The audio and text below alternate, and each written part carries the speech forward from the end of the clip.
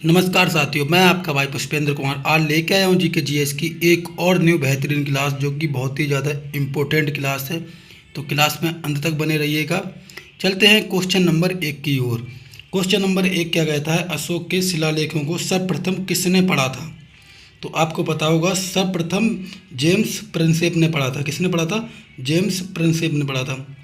अशोक के शिलालेखों को मतलब जो नाम था अशोक के शिलालेखों में, वो अशोक का नाम क्या प्राप्त होता है? वहाँ पर प्रियदर्शी नाम प्राप्त होता है। अशोक के शिलालेखों में अशोक का जो नाम प्राप्त होता है वो प्रियदर्शी नाम से प्राप्त होता है। चलते हैं अगले क्वेश्चन की ओर। कलिंग युद्ध की विजय तथा क्षतियों का वर्णन अशोक के कौन से शिलालेख में है? तो आपको पता होगा 13वें शिलालेख में प्राप्त होता है। कौन से शिलालेख में प्राप्त होता है दोस्तों?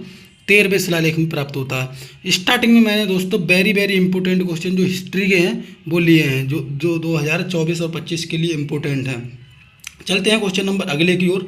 अगला क्वेश्चन क्या कहता है, पाटलिपुत्र के शासन का वर्णन किस पुस्तक में मिलता है? तो आपको पता होगा इंडिका पुस्तक है जो मेगास्थनी द्वारा लिखी गई है। किसके द्वारा? मेगास्थनी द्वारा लिखित है।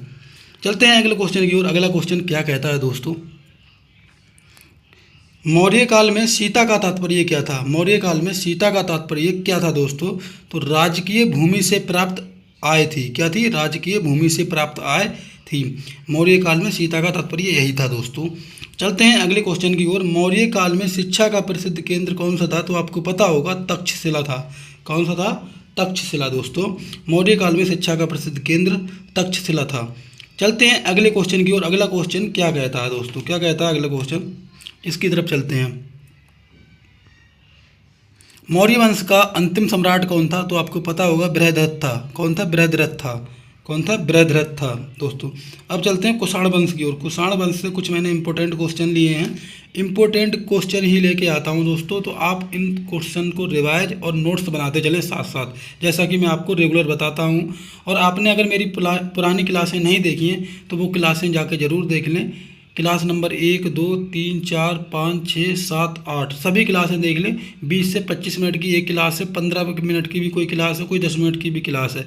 शॉर्ट्स क्लासें हैं, ज़्यादा लॉन्ग क्लासें नहीं है। कोई 1 घंटे की क्लास नहीं है, कोई भी 1 घंटे की क्लास हो तो आप 2 घंटे के आसपास सभी क्लासें हो जाएंगी। 2 घंटे में आप देख सकते हैं बैठ के किसी भी टाइम, जब भी आपको टाइम मिले तब। चलते हैं अगले क्वेश्चन की ओर। अगला क्वेश्चन क्या कहता है, कुषाण थे वो ऊंची जाति के थे। कौन सी जाति के थे? ऊंची जाति के थे। न्यारे दोस्तों, चलते हैं अगला क्वेश्चन की ओर। कुजुल कड़फिसेस ने केवल तांबे के सिक्के जारी किए थे। कौन से सिक्के जारी किए थे? तांबे के सिक्के जारी किए थे। चलते हैं अगले क्वेश्चन की ओर। कनिष्क कौन था? तो आपको पता होगा बौद्ध धर्म का अनुयायी था। कौन था? बौद्ध धर्म का अनुयायी था। कौन था दोस्तों? बौद्ध धर्म का अनुयायी था। ध्यान है दोस्तों, बौद्ध धर्म का अनुयायी था। चलते हैं अगले क्वेश्चन की ओर। पार्श्व, वासुमित्र, अश्वघोष, नागार्जुन जैसे विद्वानों को कनिष्क का संरक्षण प्राप्त था। क्या था? कनिष्क का संरक्षण प्राप्त था दोस्तों। कनिष्क की राजधानी क्या थी? तो आपको पता होगा पुरुषपुर, पेशावर और मथुरा। पुरुषपुर, पेशावर, मथुरा थी। पुरुषपुर को ही पेशावर कहा जाता था। ध्यान है दोस्तों। द्वितीय अशोक के नाम से किसको जाना जाता था? आपको पता होगा कनिष्क को ही जाना जाता था। किसको जाना जाता था? कनिष्क को। द्वितीय अशोक के नाम से कनिष्क को जाना जाता था, आपको पता होगा। चलते हैं अगले क्वेश्चन की ओर। अगला क्वेश्चन क्या कहता है? तो आपको पता होगा अगला क्वेश्चन क्या कहता है। पैगंबर मोहम्मद साहब का जन्म क्या था? जो जन्म स्थान था वो क्या था? और इनका जन्म कब हुआ था? तो आपको ये बात पता होनी चाहिए। 570 ईस्वी में हुआ था। और मक्का के जो सऊदी अरब, मतलब मक्का एक स्थान है सऊदी अरब में, वहाँ हुआ था। कहाँ हुआ था? मक्का मदीना, जो मक्का मदीना पड़ता है सऊदी अरब में, वहाँ पर हुआ था इनका, मक्का में।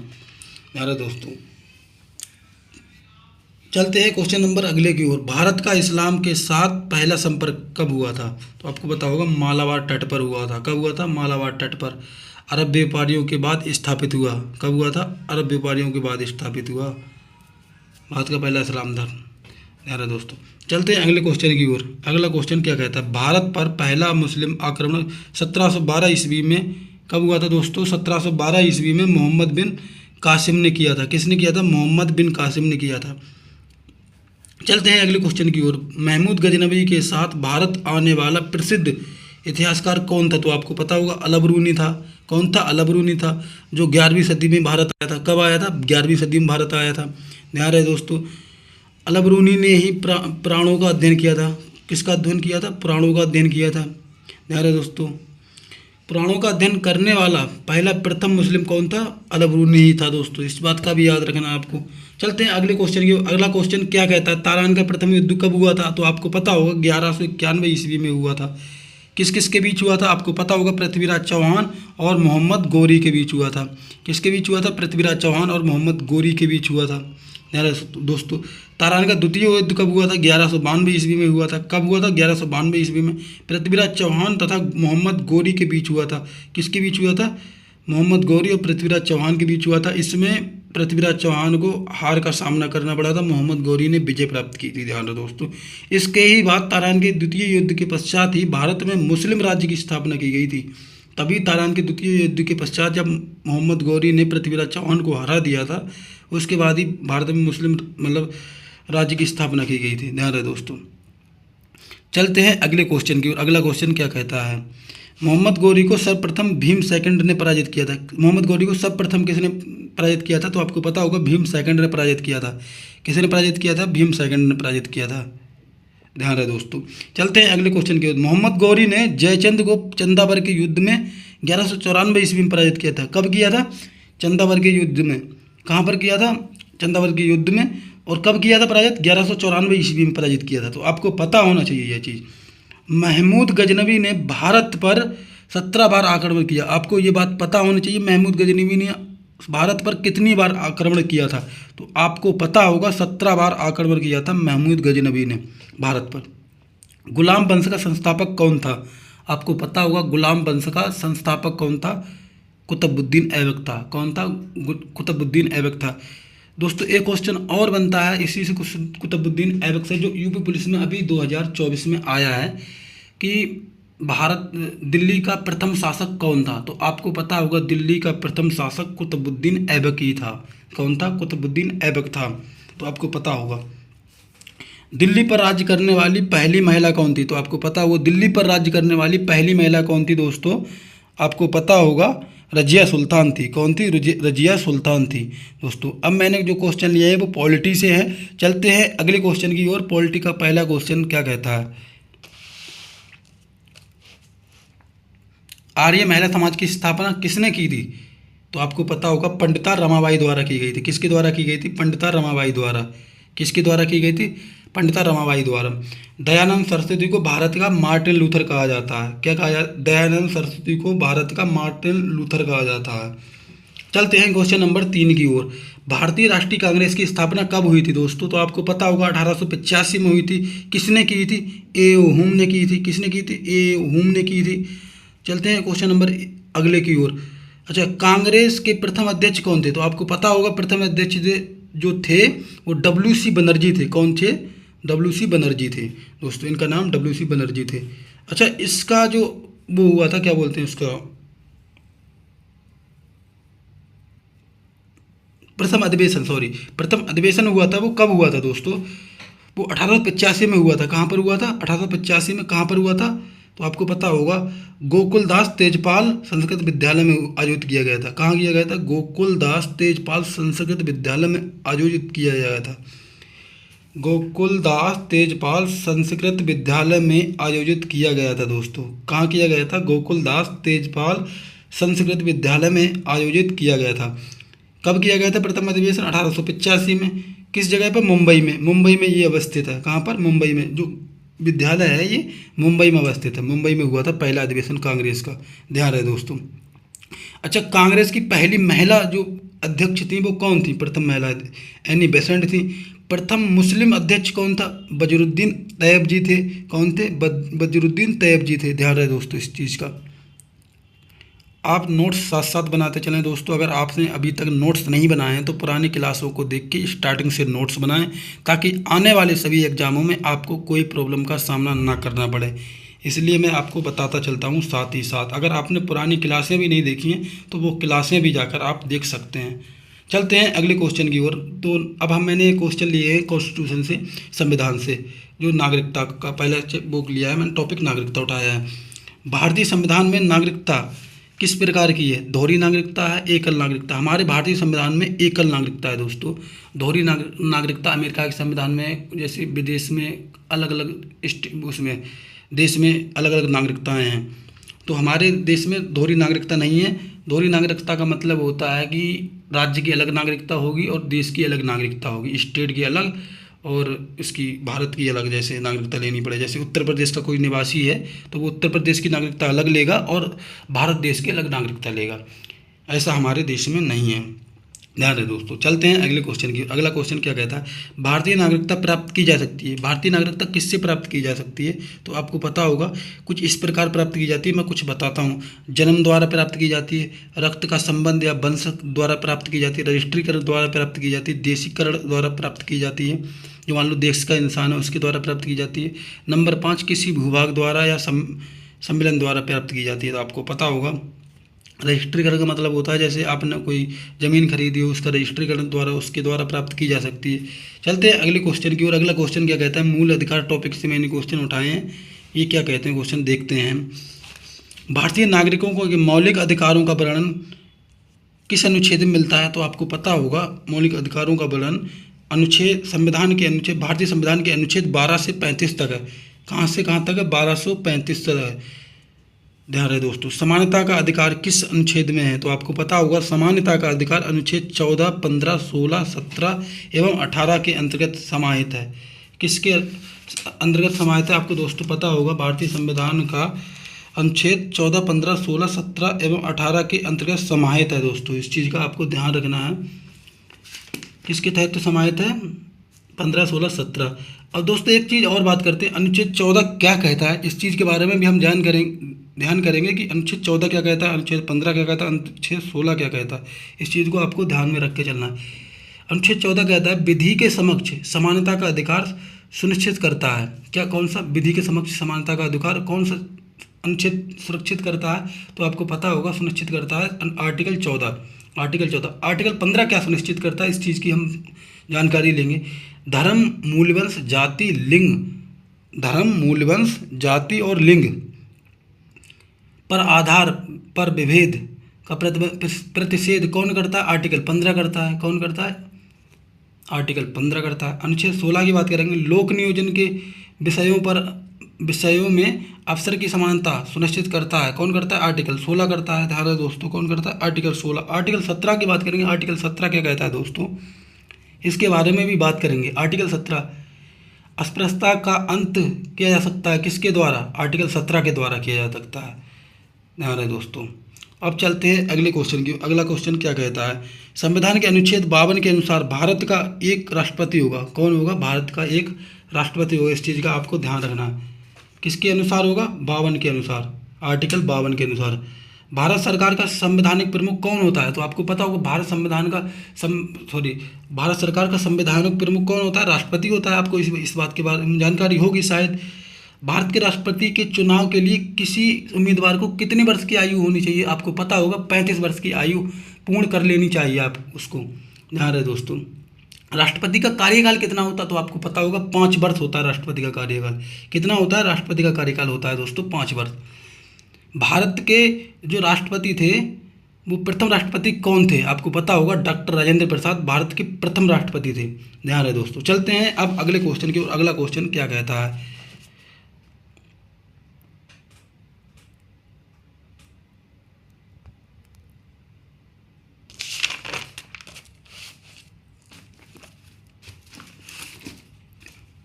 अब मैंने भारतीय अर्थव्यवस्था, इकोनॉमिक्स, अर्थशास्त्र उससे क्वेश्चन लिए दोस्तों। चलते हैं अगले क्वेश्चन की ओर। क्वेश्चन नंबर 1 क्या कहता है?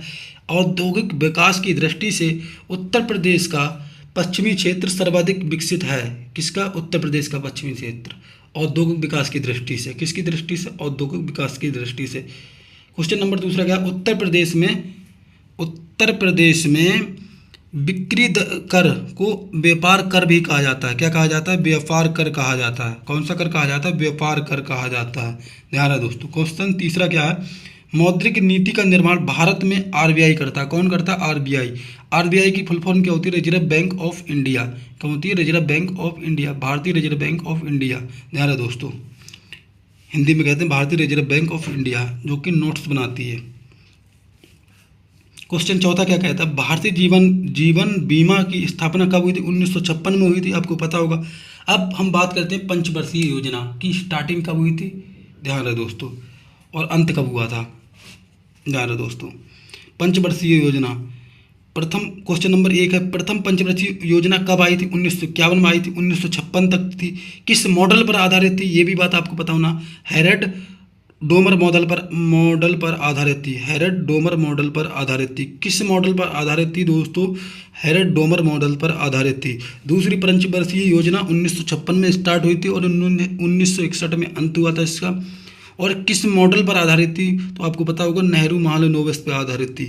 नेहरू महालनोबिस पर आधारित थी। इसी में भारी उद्योग, इस पर मतलब इसका जो मतलब प्रस्ताव था वो क्या था, आपको पता होगा। इसी में भारी मतलब इसमें भारी उद्योगों पर बल दिया गया था। इस योजना में भारी जो उद्योग थे उन पर बल दिया गया था। इस योजना का कारण ये था, इस योजना का जो मॉडल था वो ये था, भारी उद्योगों पर बल दिया जाना था। क्वेश्चन नंबर तीसरा क्या है, तीसरी पंचवर्षीय योजना कब से कब प्रारंभ हुई और अंत कब हुआ? इसका तीसरी पंचवर्षीय जो योजना थी वो 1961 से 1966 में आत्मनिर्भरता पर व स्वतंत्रता स्फूर्ति बनाने पर बल दिया गया था दोस्तों। किस पर दिया गया था? आत्मनिर्भरता व स्वतंत्रता स्फूर्ति बनाने पर बल दिया गया था। ध्यान रहे दोस्तों इस चीज़ का आपको।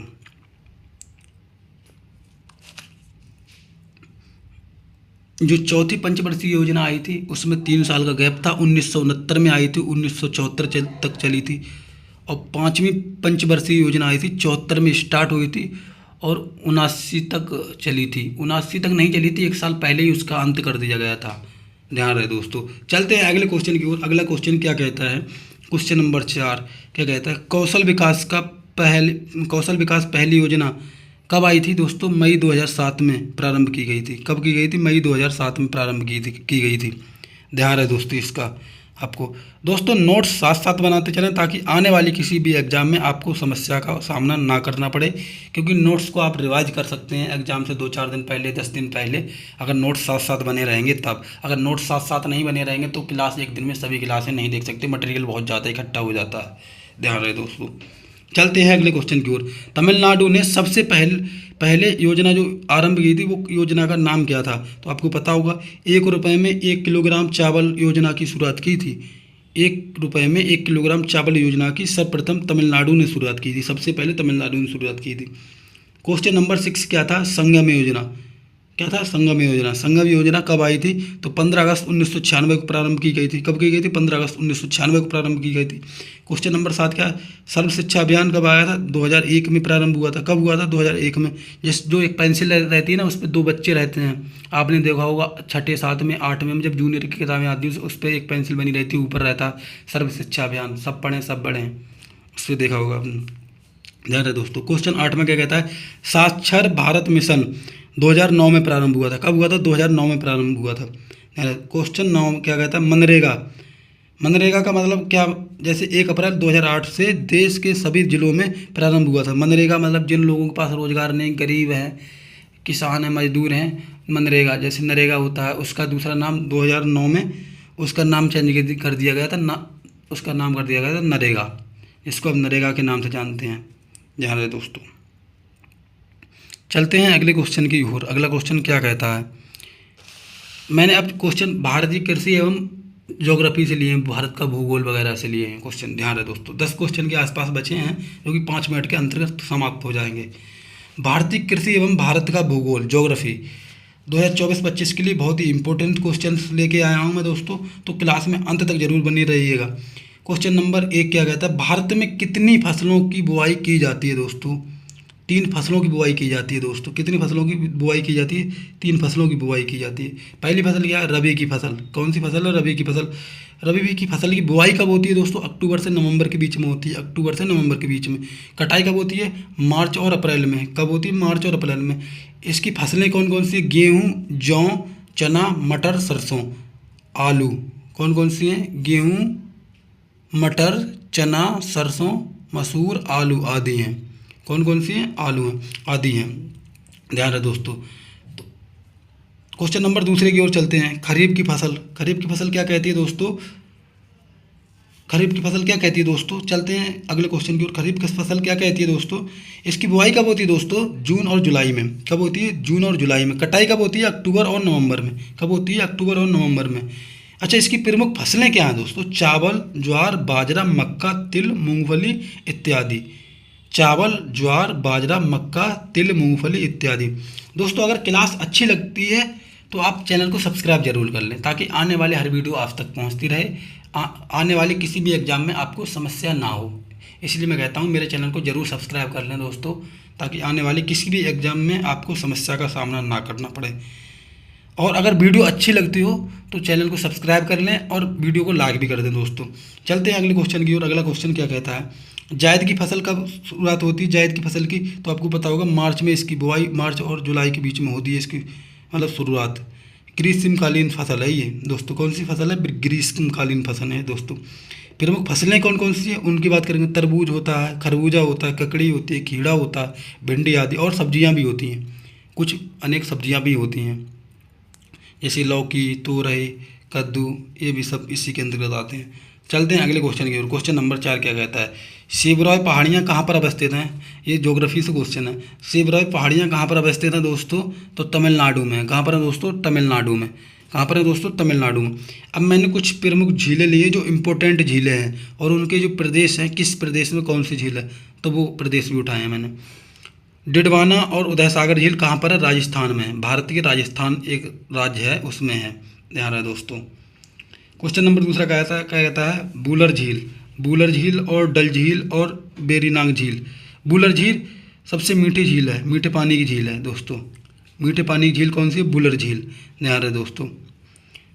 ये कहाँ पर है? जम्मू कश्मीर में है। कहाँ पर है? जम्मू कश्मीर में। डल झील भी जम्मू कश्मीर में है। बेरीनाग झील भी जम्मू कश्मीर में है।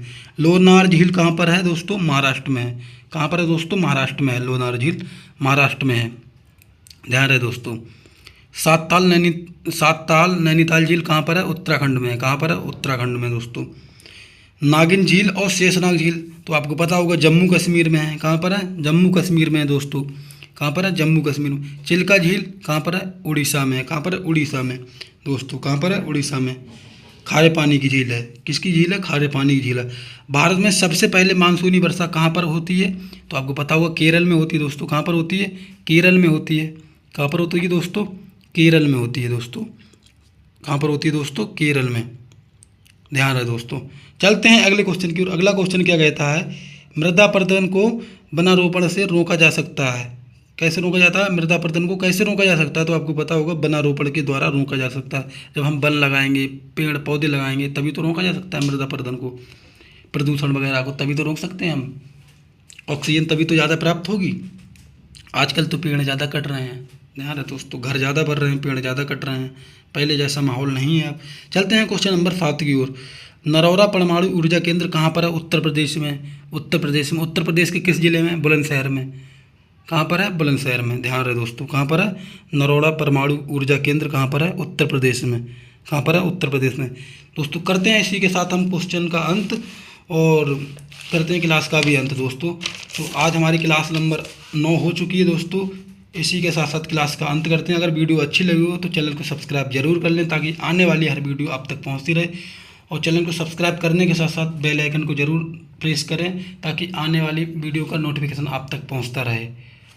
तो दोस्तों अगर क्लास अच्छी लगी हो तो चैनल को सब्सक्राइब कर लें, लाइक भी कर दें वीडियो को। नमस्कार, जय हिंद, वंदे मातरम।